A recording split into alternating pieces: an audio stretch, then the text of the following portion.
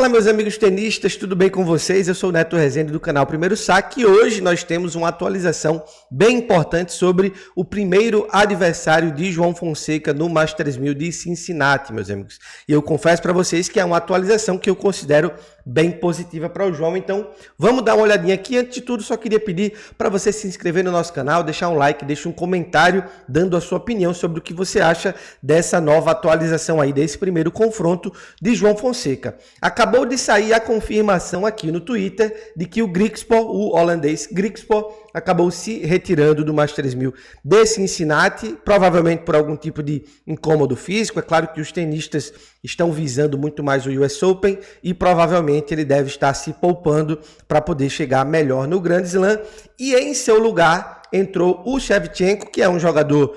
que sempre está presente aí nos torneios de nível ATP, mas é um jogador que tem um nível bem inferior ao nível dos dois holandeses que o João iria enfrentar, principalmente se a gente for olhar, obviamente, para os resultados recentes dos holandeses, em especial do Griekspoor, que eliminou em Montreal o principal favorito para vencer o torneio, que era o Zverev. Então,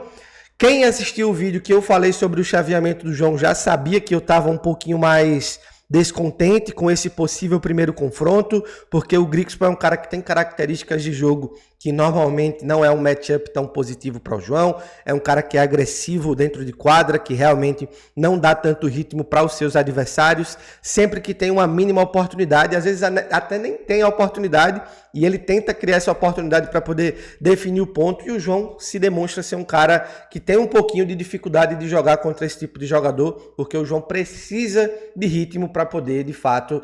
criar suas oportunidades, e aí sim comandar situações de pontos e comandar a própria partida. Então, acredito que a saída do Griekspoor é um aspecto bem positivo para o João, vai fazer com que ele estreie contra um adversário que tem um pouco mais de características que ajudam o João, digamos assim, apesar de que, obviamente, a estreia não vai ser um jogo fácil de qualquer forma, mas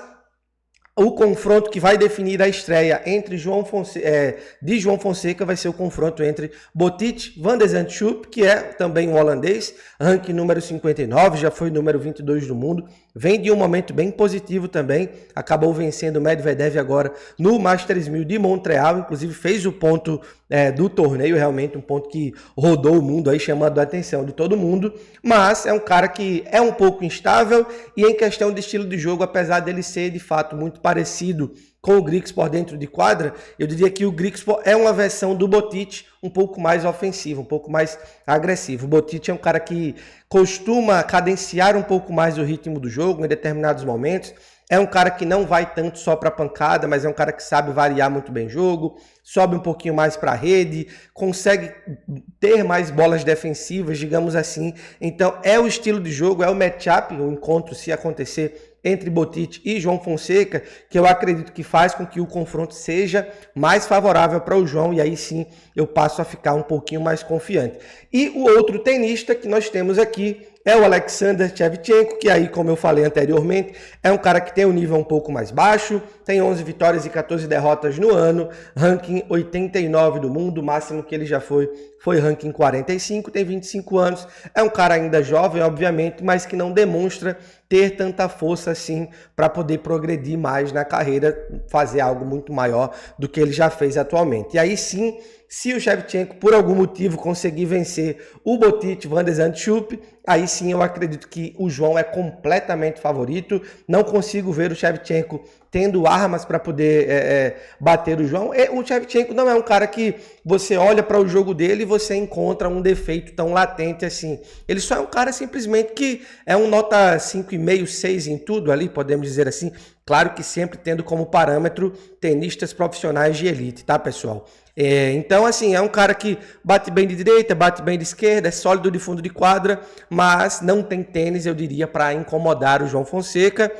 principalmente nas quadras rápidas. Eu diria que o Shevchenko é um pouquinho melhor ainda no saibro. Então, o confronto vai ficar entre Shevchenko e Botic van de Zandschulp. Provavelmente a estreia do João deve acontecer somente no domingo. Como Cincinnati está passando por um alerta aí de tempestades e tudo mais, muitos jogos sendo cancelados, adiados, pode ser que a organização por algum motivo já coloque o jogo do João para amanhã, mas pelo que eu vi, provavelmente vai ser no domingo mesmo. E falando só sobre o Botic aqui, já existe um head-to-head entre ele e o João Fonseca. Eles já se encontraram em 2 oportunidades. Uma foi no ATP de Bruxelas, que o Botic acabou vencendo por 2-0, mas foram 2 sets bem complicados, bem equilibrados, 7-5 no primeiro e no tie-break o segundo, no tie-break que o Botic realmente conseguiu dar uma deslanchada um pouco melhor. E em 2024 o João encontrou o holandês na Copa Davis e aí sim o João levou a melhor, ou seja, os dois já se conhecem, certamente o João e a equipe técnica dele já devem estar de olho nessa possível estreia, que eu considero que é um jogo bem mais favorável do que seria diante do Griekspoor. E aí, eu quero que você dê a sua opinião aí, deixe a sua opinião nos comentários, se você acha que o Botic é um adversário mais complicado, se você preferia que o Griekspoor ainda tivesse vivo, ou se você prefere simplesmente que o Shevchenko